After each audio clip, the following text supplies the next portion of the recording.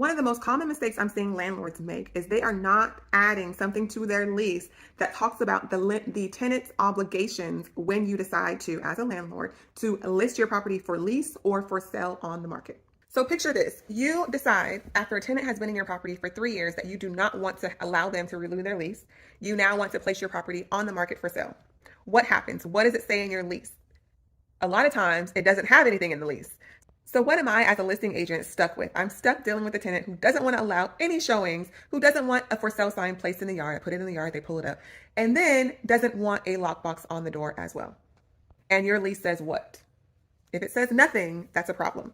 So what does the lease need to say? It needs to have something in there that says that there will be a for sale or for lease sign in the yard. There will be photos posted online. There will be a lockbox placed on the front door. And there will be some type of cooperation when it comes to some type of a showing schedule.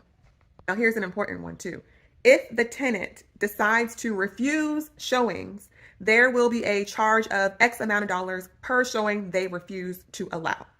Now, obviously, this is at your discretion, and you don't want to be overboard with charging the tenant every time. Maybe their child was sick that day and they decided to not allow showing that day. That's totally fine. I'm not saying go overboard. What I'm saying is you need to have some type of protection as a landlord to be able to do what you want with your property. And this is assuming that the tenant has given notice that they are moving out. Also, there's other times too where a landlord will have a long-term tenant in place. However, they want to sell their property, and obviously the tenant's lease still stays in place. So they want to sell to another investor. So the tenant needs to allow the investor to come through the property and look at it as well. Don't forget to add this to your lease. Whether or not you plan on using it or don't, it's up to you at that time. You just don't want to be the landlord who has a property that you have to sell because you have an emergency financial situation that comes up, and then now your tenant is not allowing you to do that.